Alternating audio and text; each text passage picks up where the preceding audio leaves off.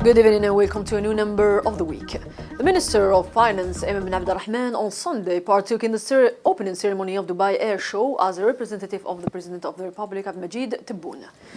The Director General of the Pasteur Institute, Fawzi Darar, said on Sunday that Algeria has officially entered the fourth wave of the coronavirus COVID-19 and that the curve of the number of infections has been rising for nearly a month. He also alluded to the relatively low rate of vaccination, stressing that the demand for vaccination will avoid the fifth wave at a later time.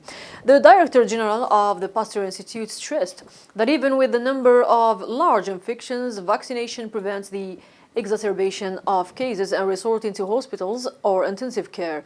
In a question about the currently emerging strain, that are answered by saying that the cases of infection are from the previous Delta strain, which gives some breathing waves were from a new mutant, but the current one is still within a known previous mutant. Minister of Foreign Affairs Mtala Mamra called on his African counterparts to join the new vision recently presented by the President of the Republic on combating terrorism and violent extremism in the African continent. In a speech on the sidelines of his participation in a ministerial meeting of the Peace and Security Council of the African Union, Mamra explained that the President Tebboune's vision aims to adapt and give greater impetus to the various mechanisms of joint African action. This comes according to an approach that takes into account the adaptive capabilities that this pest has demonstrated, as well as the need for continuous work to dry up all sources of funding for this scourge. Through the formulation of a continental strategy for this proposed, Minister Mamra's speech also focused on the most important lessons learned from Algeria's experience in combating terrorism and violent extremism. Mamra stressed the need to formulate and adopt a comprehensive and integrated approach based on the specific circumstances of each country and aimed at addressing the root causes of this scourge. Also, on the same day, the Minister of Foreign Affairs participated via video conferencing technology in a ministerial meeting of the Peace and Security Council of the African Union. The meeting was devoted to discussing the issue of combating terrorism and violent extremism in the African continent. Algeria hosts the first high-level unit of the 12th training session of the 5+5 Defense College on Cybersecurity on 15-16 November. The Department of Employment Preparation of the Staff of the People's National Army organized the event at the National Circle of the Army in Algiers. The Ministry of Defense or National Defense said Monday in a statement. On Tuesday, the Minister of Mujahideen and People of Rights, Al Darbiga, oversaw the inauguration of the new Secretary General of the Ministry, Afif Al-Hashmi. According to a statement by the Ministry, the inauguration ceremony took place in the presence of the frameworks of the Central Administration and directors of institutions under guardianship. The Director of Pharmaceutical Activities and Regulation of the Ministry of Pharmaceutical Industry, Bashir Alwash, revealed Tuesday that the project to produce insulin locally, which has been suspended since 2012, it will be officially materialized in 2022 in Boufarik in Blida, at the level of a new factory that includes an advanced unit for the production of 3 generations of insulin.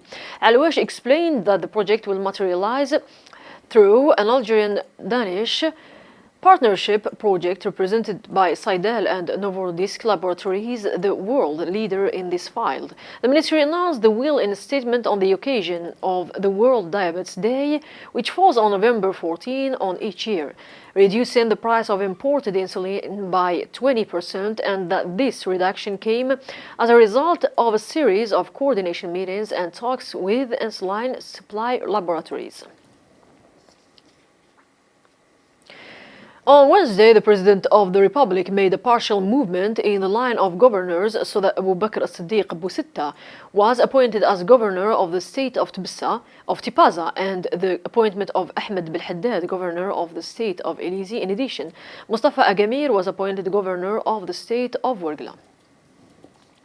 The deputies of the People's National Assembly voted by a majority on the finance bill for the year 2022 in a plenary session chaired by Ibrahim Boughali, Speaker of the Assembly. The voting process marked the acceptance of 6 new articles and 21 amendments submitted by the Finance and Budget Committee, while 139 articles were voted on as mentioned in the original bill. In his intervention after the vote, Prime Minister Ayman bin Abd al-Rahman confirmed that what was circulated about the state's intention to lift support for vulnerable groups are mere fallacies and populism. The Prime Minister and Minister of Finance Ayman bin Abd al-Rahman stressed that the government was keen to encourage investments, protect purchasing power, support the state directed to the needy, and protect public money. The needy families will receive support in cash, stressing that the state will not subsidize the materialized, adding that the state has not withdrawn its support for the fragile classes even in the midst of the economic crisis.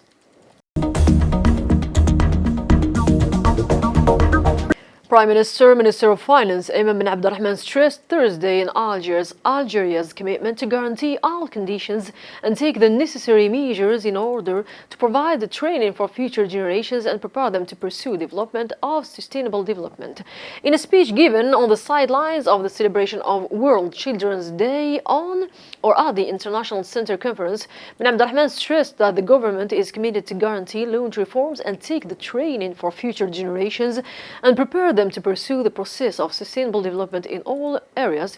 He said that this approach includes a forward-looking vision that goes beyond the guarantee of fundamental rights and aspires to train new generations, particularly by taking charge of young people and creating creative and innovative environment. The government's action plan aims to strengthen children's protection through the strengthening and the elimination of child labor through the adoption of criminal sanctions against their exploitations.